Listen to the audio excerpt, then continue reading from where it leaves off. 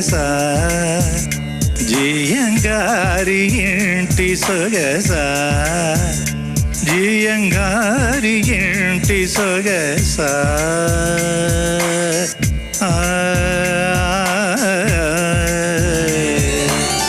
నీ వంటి తరుణి